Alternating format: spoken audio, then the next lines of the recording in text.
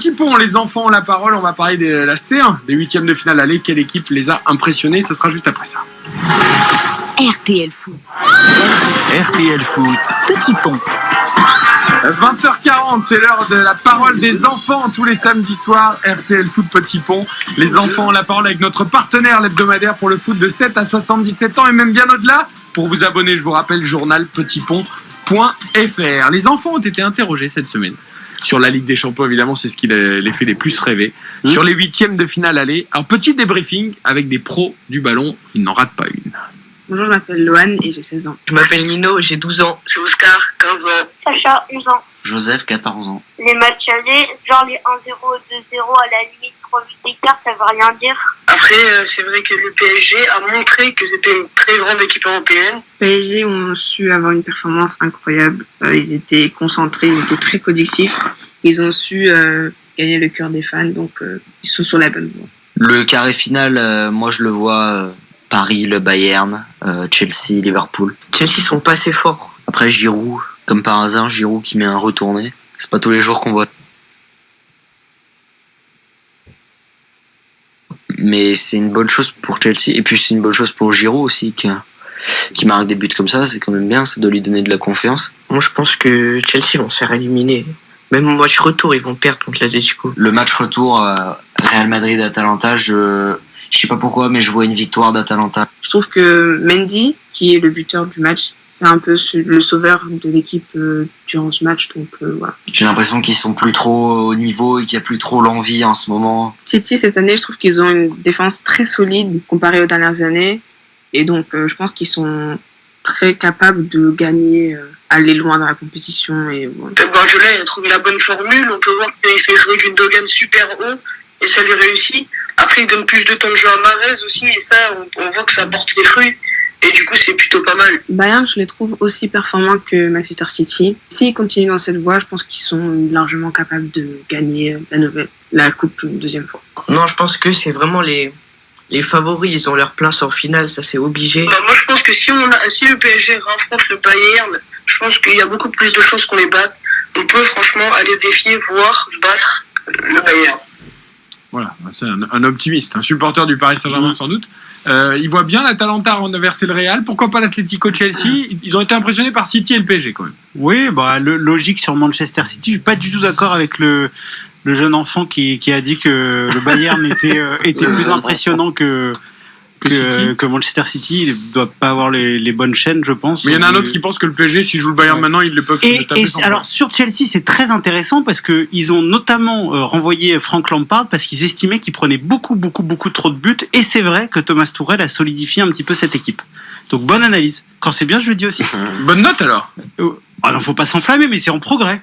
Encouragement. Voilà, exactement. Il faut qu'ils regardent un peu plus les matchs. Je pense qu'ils passent trop de temps sur les devoirs et pas assez sur les matchs. Peut-être que les parents, pour l'instant, disent c'est tard. Bon, là, c'était les vacances. Mais... Oui, l'éducation, selon Giovanni, ils passent trop de temps sur les devoirs et pas assez sur les matchs. C'est important d'apprendre beaucoup dans la vie, c'est ça. On apprend beaucoup. C'est une leçon de vie, le football. Oui, mais je préfère quand même que les enfants fassent les devoirs. Le football, franchement, c'est quand même aléatoire. Vous dites ça parce que vous êtes parents? Attends, est-ce que tu pensais un jour dire cette phrase? Jamais. Est-ce que tu pensais avoir la maturité nécessaire? La maturité, elle est pas là encore, mais pour quelqu'un qui a arrêté l'école... Elle est pas là encore. Excuse-moi, t'es quand même loin des études. Je vais vous dire, j'ai arrêté l'école à 15 ans, c'est le plus grand regret de toute ma vie, moi. Toute ma vie, je le paye aujourd'hui parce que c'est toute ta vie, t'es ouvrier parce que t'as arrêté l'école à 15 ans. C'est fou. Après, tu peux évoluer. Je suis content d'être avec vous. Il m'arrive plein de choses bien. Mais voilà, Giovanni, l'école pour les enfants, Xavier le sait, toi tu le sais, Eric. Super important. Moi, mon fils m'inquiète, c'est-à-dire qu'il il travaille bien à l'école, mais en ce moment, le foot, c'est terrible. À l'école ou quand tu vois non, c'est-à-dire que je suis passionné de foot et des matchs, j'en regarde beaucoup tous les week-ends, mais lui, il a envie d'en regarder encore plus que moi, et il en regarde. Et il joue beaucoup. Moi, ce qui m'inquiète, je suis parti de la maison, il m'a dit, je vais regarder donc Dijon PSG et je vais regarder Leipzig Gladbach. Bah, c'est génial. Donc ma femme m'a dit, non, franchement, non, je pense pas, Mais moi, ce qui m'inquiète, tu vas travailler un petit peu. C'est quand je rentre, mon fils, il va me dire, mais attends, toi, tu me dis les devoirs plus que le foot. Ouais. Giovanni, il dit plus le foot que les devoirs. Mais lui, il met ses fringues au pressing, il a un ascenseur qui arrive dans son salon. Ah, c'est vrai. Et toi, papa? C'est compliqué. C'est compliqué. Alors moi, je vais écouter Giovanni.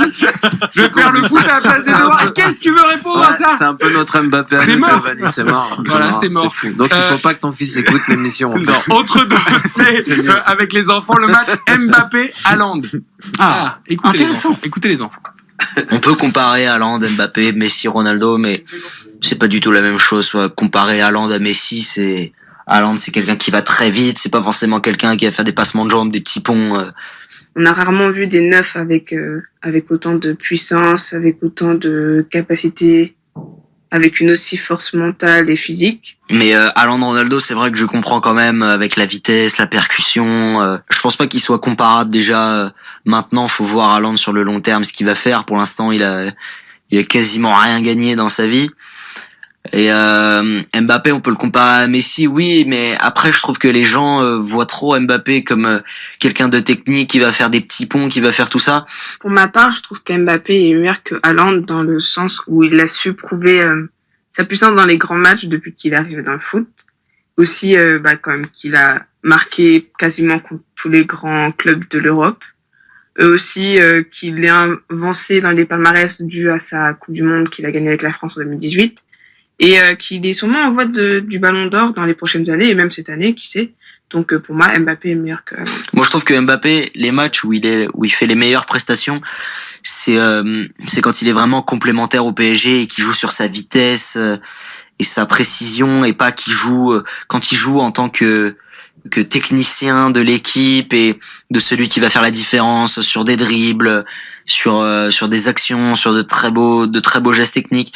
Je trouve que c'est sur ces matchs où il brille le moins, et quand il est vraiment bon, c'est quand il joue sur sa vitesse et qu'il fait vraiment ce qu'il sait faire. Mbappé, il a su jouer simple en étant efficace. Il s'est réveillé au bon moment, et je lui souhaite d'aller loin. Voilà le match Mbappé-Haaland vu par les enfants. Je me tourne vers le maître d'école, Giovanni. Ils sont très lucides, c'est-à-dire que ils ont à peu près je trouve, et c'est bien parce que tu peux penser que les enfants aiment les gestes superflus, aiment les dribbles, et là il y a beaucoup de fois les mots simplicité, efficacité qui ressortent. Je trouve que c'est très bien. Donc Mbappé devrait peut-être écouter les enfants. Garde ton stylo rouge à la main parce que juste après la Bleu. pub.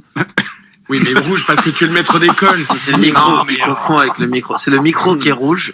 RTL, c'est quelle couleur? c'est rouge. Bon, chez nous, c'est rouge. Oh, C'est d'accord. sûr. Nous, on n'est pas bleu. On est rouge. C'est tout le temps. Oui, Et blanc. Le stylo bleu, je l'ai quand même trouvé chez RTL. Quand même bleu. C'est vrai? Non, Ah, mais oui. moi aussi, je suis bleu. Ouais. Voilà. Vous êtes team bleu. Bah, vous êtes exclus.